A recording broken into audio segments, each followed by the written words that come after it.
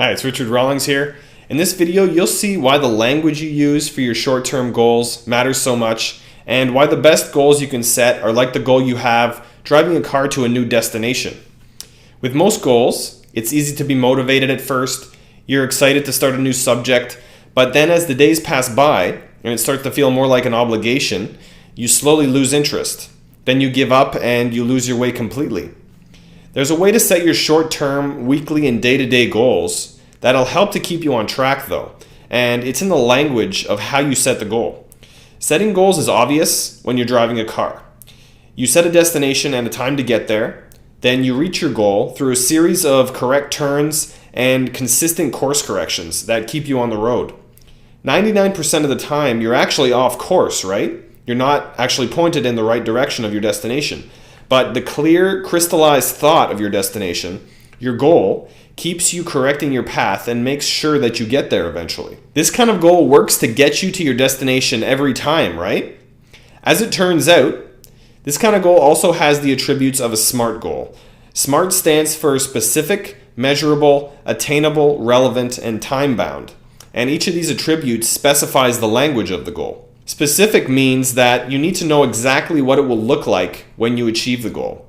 Measurable means that you can gauge whether or not you've completed the goal or not and how close you are to attaining it at all times. You should be able to know if you're wandering off course or if you're making progress. Attainable means that it should be a reasonable goal to accomplish within the time frame you set. This is just for short-term goals, however, not long-term goals, as I've explained in other videos in this series. For short-term goals, like goals during the week, when you see yourself making quick progress and checking goals off a to-do list, it'll provide motivation to go after your bigger goals. More about the best way to set your goals in the goal-setting checklist I've created for you, which you can actually download at the link in the description. Relevant means your goals should be meaningful to you. There should be a strong reason why behind each of your goals. Time-bound means that every goal should have a specific endpoint. If you go over time, don't extend the deadline of your goal as well. Remove the first goals, chalk it up to a learning experience, and set a new goal within a new time limit. If you get into the habit of extending your deadlines, I've noticed that I tend to work with less focus because you teach yourself that deadlines don't matter eventually. Every short-term goal should have all these attributes. It ensures that the goals are under direct control, which is very important.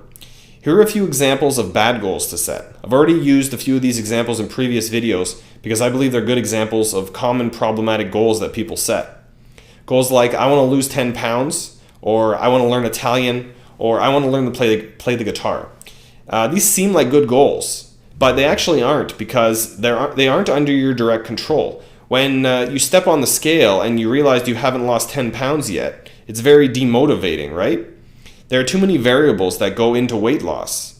Here are examples of short-term SMART goals that are under your direct control. A goal would be for weight loss would be, I want to go to the gym for 30 minutes every day, Monday to Friday. Notice how that's more under your control. I want to spend 30 minutes watching an Italian television show with subtitles every day at 7 p.m. I want to spend 30 minutes learning some new skill every day at 5 p.m. on guitar. See how each of these goals are under your control? Once you have goals like these, you can completely forget about the initial goals like I want to lose 10 pounds. Keeping the SMART goals in mind is more motivating because there's something you can actually do about it. You haven't lost 10 pounds yet, but you can control if you go to the gym for 30 minutes every day. And every time you go to the gym for 30 minutes, you'll gain more momentum and more motivation. If you keep thinking about how you haven't lost 10 pounds yet, you'll be demotivated. So the language of the goal can be responsible for your motivation in the end.